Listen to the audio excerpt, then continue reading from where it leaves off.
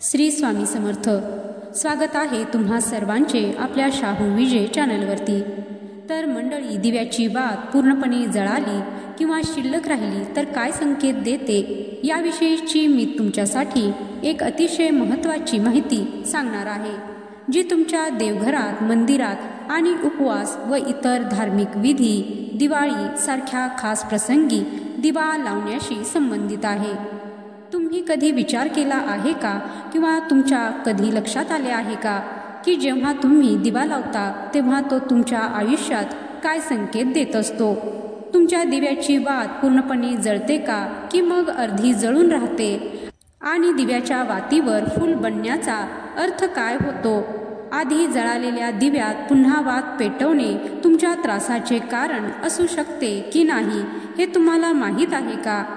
आणि तोच दिवा किती काळ आणि किती वर्ष वापरायचा याचा विचार केला तर काय हे शुभ मानले जाते की अशुभ?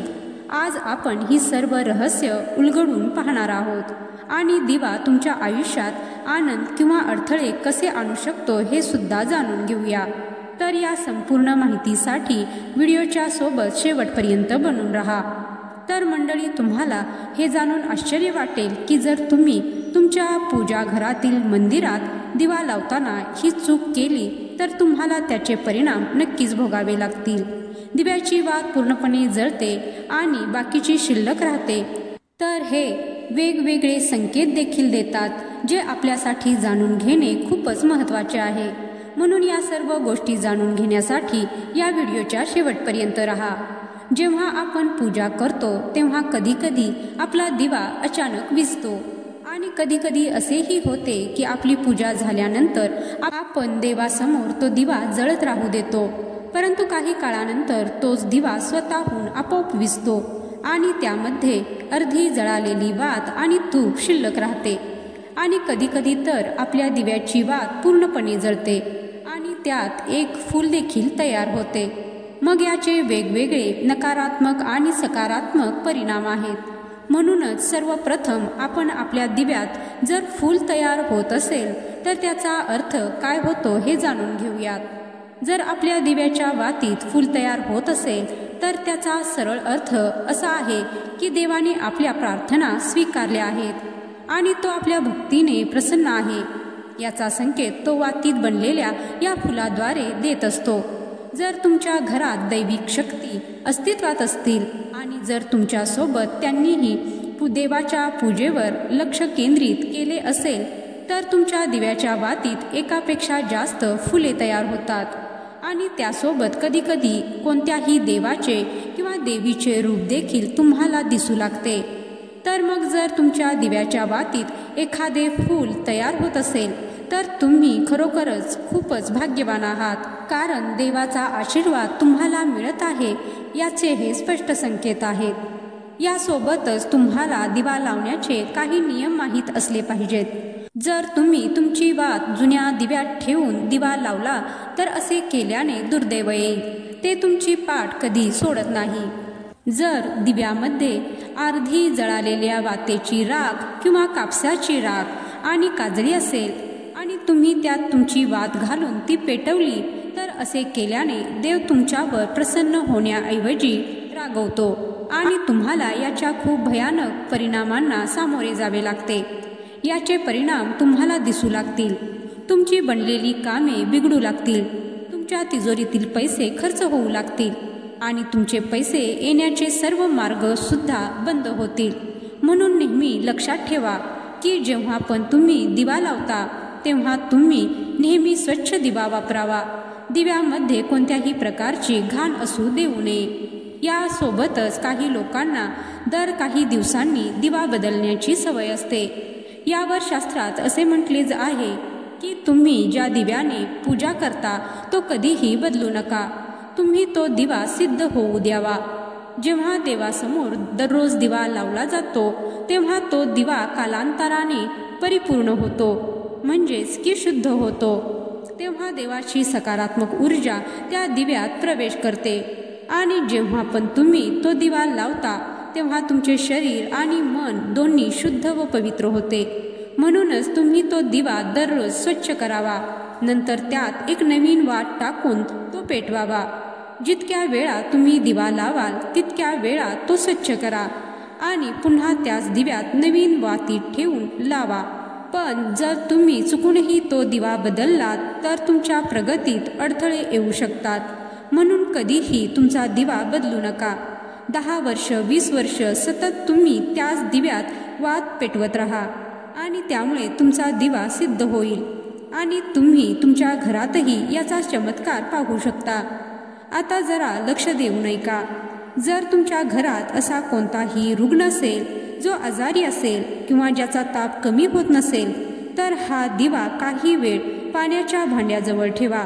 म्हणजे तुम्ही जेव्हा पूजा करता, पूजा झाल्यानंतर देवाजवळचा दिवा पिण्याच्या पाण्याच्या भांड्याजवळ ठेवा आणि दिवा शांत झाल्यानंतर ते पाणी त्या रुग्णाला प्यायला द्या. त्याचा ताप 10 ते 15 मिनिटात कमी होईल. तथापि जर तुमच्या घरात कोणी वाईट नजरेने बाधित असेल किंवा तुमच्या व्यवसायावर कोणी वाईट नजर टाकली असेल किंवा तुमचा व्यवसाय नीट चालत नसेल तर हाच दिवा पाण्याने भरलेल्या तांब्याच्या भांड्यात ठेवा आणि रात्रभर तसाच ठेवा. दुसऱ्या दिवशी सकाळी तुमच्या घरात आणि दुकानात हे पाणी शिंपडा. असे केल्याने तुम्हाला स्पष्ट परिणाम दिसतील. कारण जेव्हा आपण आपल्या उपासनेत सतत त्याच वस्तूचा वापर करतो तेव्हा ती वस्तू शुद्ध होते. देवाची जी ऊर्जा शक्ती असते ती त्या वस्तूमध्ये विलीन होते. म्हणून कधीही आपल्या देवघरातील दिवा वारंवार बदलण्याची चूक करू नका. जर तुमच्या देवघरातील दिवा तुटला किंवा खराब झाला अथवा खंडित होतो तर तुम्ही तो दिवा बदलू शकता. पण तरीही तो दिवा फेकून देऊ नका, तर तो तुमच्या घरात सांभाळून सुरक्षित ठेवा. कारण तो देवाच्या सकारात्मक ऊर्जेच्या संपत्तीचा भांडार आहे. जर तुमच्या दिव्याची वात पूर्णपणे जळाली नाही आणि तूप तुमच्या दिव्यात राहिले तर याचा काय संकेत होतो? तर पहा, खूप साऱ्या भक्तांचा असा प्रश्न असतो की बऱ्याच वेळा असे घडले आहे की जेव्हा आम्ही पूजा करतो तेव्हा पूजेच्या दिव्याची जी वात असते ती पूर्ण जळून जाते आणि तिची राख बनून जाते. तर हे पाहून आमच्या मनात कळत नकळत एक कायमच भ्रम उत्पन्न होतो. याचे काय कारण आहे का? हे शुभ असते किंवा मग अशुभ असते किंवा मग याचे काय संकेत असतात आमच्या जीवनामध्ये? आणि हाच प्रश्न बऱ्याच जणांना पडत असतो. तर आजच्या या व्हिडिओमध्ये मी या विषयाच्या संबंधित तुम्हाला पूर्ण माहिती सांगत आहे. तर जेव्हा तुम्ही भक्तगण आपली नियमित पूजा करता तेव्हा आपल्या पूजा पाठामध्ये दिव्याला अत्यंत महत्त्व आहे. कोणतीही पूजा, कोणत्याही वेळेची पूजा, कोणत्याही इष्टदेवतेची किंवा कोणतेही अनुष्ठान बिना दिव्याशिवाय संपन्न होत नाही. दिव्याला लावणे अत्यंत अनिवार्य आहे. आपल्या हिंदू धर्मात कोणतेही धार्मिक कार्य करताना, पूजापाठ करताना हे अग्नीच्या साक्षीने केले जाते. त्यामुळे देवपूजा करत असताना दिवा लावून देवपूजा करणे खूप महत्त्वाचे मानले गेले आहे. बऱ्याच वेळा होते काय की तुम्ही लोक पाहतच असाल की त्या दिव्यामध्ये फूल बनून जाते आणि ते फूल खूपच महत्त्वपूर्ण असते आणि हे दिव्याचे फूल त्या गोष्टीच्या कडे स्पष्टपणे हे संकेत देते की तुमची पूजा तुमची देवता आणि इष्टदेवतेपर्यंत पोहोचत आहे आणि तुमची देवता इष्टदेव तुमच्या पूजेने प्रसन्न आहे आणि त्या पूजेला आणि तुमच्या विनंतीला स्वीकार करीत आहे. आता गोष्ट येते की बऱ्याच वेळा कधी असे पाहिले जाते की जेव्हा तुम्ही भक्तगण पूजा करता किंवा दिवा पेटवतात तेव्हा शेवटी दिव्याची वात जळत असताना ती वात स्वतः पूर्णपणे जळून जाते आणि ती जळाल्यानंतर ती एका राखेच्या रूपामध्ये परावर्तित होऊन जाते. तुमची जी वात असते तिचा तुमच्या दिव्यामध्ये कोणताच अंश शिल्लक राहत नाही आणि ती पूर्ण वात जळाल्यानंतर एका राखीमध्ये रूपांतरित होऊन जाते. तर हा कोणत्या गोष्टीचा संकेत आहे? तर हा या गोष्टीचा संकेत आहे की तुमची पूजा, तुमची विनंती, तुमची आराधना, तुमचे इष्टदैवत, तुमचा देव यांच्यापर्यंत पोहोचत आहे आणि तुमची देवता या स्वीकारत आहे. सर्वाधिक महत्त्वपूर्ण गोष्ट ही आहे की तुम्ही त्या दिवशी आपल्या इष्टदेवतेपाशी अथवा देवाजवळ जी पण विनंती, आराधना केलेली आहे त्या विनंतीला त्या दिवशी त्यांनी प्रत्यक्ष स्वीकार केलेले आहे. म्हणजेच तुमचे ते काम खूपच लवकर पूर्ण होणार आहे, अशी तुमच्या देवाची अथवा इष्टदेवतेची इच्छा आहे, असा त्यांचा तुम्हाला आशीर्वाद आहे. तर हा या घटनेचा असा संकेत आहे की तुमचा देव, तुमची इष्टदेवता तुमच्यावर अत्यंत प्रसन्न आहे आणि तुमच्या त्या मनोकामना त्यांनी ऐकलेल्या आहेत आणि त्यांनी त्या स्वीकारही केलेल्या आहेत. आणि एक प्रकारचे पाहाल तर त्यांनी स्पष्ट रूपाने तुम्हाला तथास्तु बोललेले आहे. तर अशा वेळी तुम्हाला अत्यंत प्रसन्न होण्याची गोष्ट आहे. तुम्ही त्या दिवशी अत्यंत प्रसन्न व्हावे की तुमची मनोवांछित इच्छा खूपच लवकर आता पूर्ण होणार आहे. हा या घटनेचा स्पष्ट संकेत असतो. माझी तुम्हाला विनंती आहे की कृपया आपली पूजापाठ रोजच्या रोज एका नियमित वेळेवरच करा.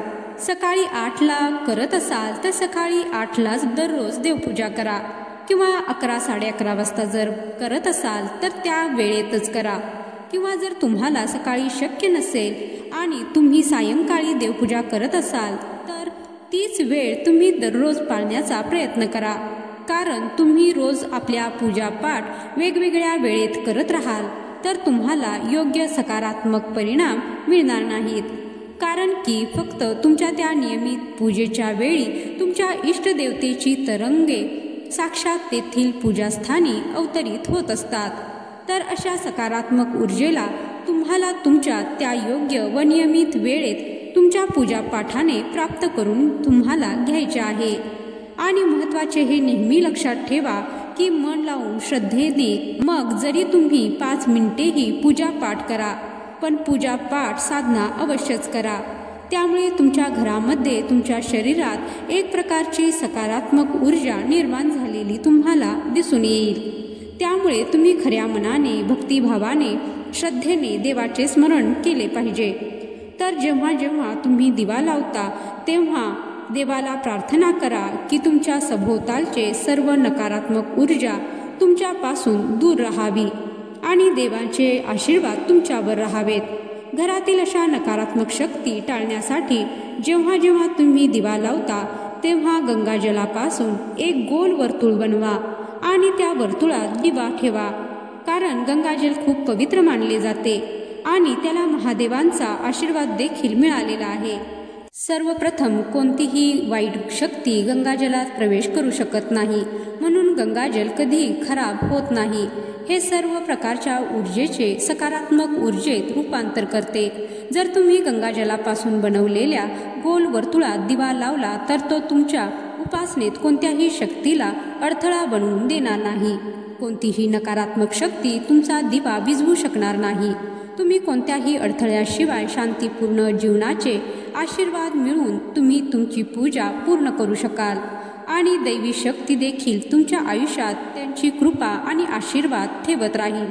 तसेच तुम्ही जो देवापुढे दिवा लावतात तो दिवा लावत असताना तो कधीच तसाच देवापुढे ठेवायचा नाही, तर त्या दिव्यालाही आसन द्यायचे असते. आसन म्हणजे काय, तर दिवा प्रज्वलित केल्यानंतर त्याच्या खाली एक प्लेट ठेवायची आणि त्याच्यावरती थोडेसे तांदूळ घालायचे आणि मग तो दिवा त्यावरती ठेवून तो देवापुढे ठेवायचा असतो. तसेच दिव्यामध्ये शिल्लक राहिलेली दिव्याची वात असेल किंवा जी काही राख असेल ती तुम्हाला कुठेही इकडे तिकडे फेकून द्यायची नाही. तर जर तुमच्या घरामध्ये एखादी झाडाची कुंडी असेल तर त्या शिल्लक राहिलेल्या वाती असतील, जळालेल्या वाती असतील, त्या तुम्हाला त्या मातीच्या झाडाच्या कुंडीमध्ये दाबून टाकायच्या आहेत. त्या कुठेही इकडे तिकडे फेकायच्या नाहीत, कारण त्यामध्ये सुद्धा दैवी शक्तींचा वास असतो. त्या पवित्र असतात, त्यामुळे त्यांचं पावित्र्य राखणं हे सुद्धा तितकंच गरजेचं आहे. या जळालेल्या वाती तुळशीचे रोप सोडून इतर कोणत्याही झाडाच्या मातीमध्ये दाबल्या तरी चालतील. अर्धवट जळालेल्या वाती पुन्हा पुन्हा प्रज्वलित करायच्या नसतात, त्यामुळे त्यांना योग्य ठिकाणी मातीमध्ये पुरू शकता किंवा वाहत्या पाण्यामध्ये प्रवाहित करू शकता. पण पाणी दूषित होऊ नये असे वाटत असेल तर एकच पर्याय म्हणजे तुम्ही शेतामध्ये किंवा एखाद्या कुंडीमध्ये त्या वाती नियमित दाबून टाकाव्यात. तर आजचा हा माहितीपूर्ण व्हिडिओ तुम्हाला आवडला असेल तर व्हिडिओला लाईक करा, शेअर करा आणि माझ्या चॅनलवर नवीन असाल तर चॅनलला सबस्क्राईब करा. व्हिडिओ शेवटपर्यंत पाहिल्याबद्दल धन्यवाद. जय श्री स्वामी समर्थ.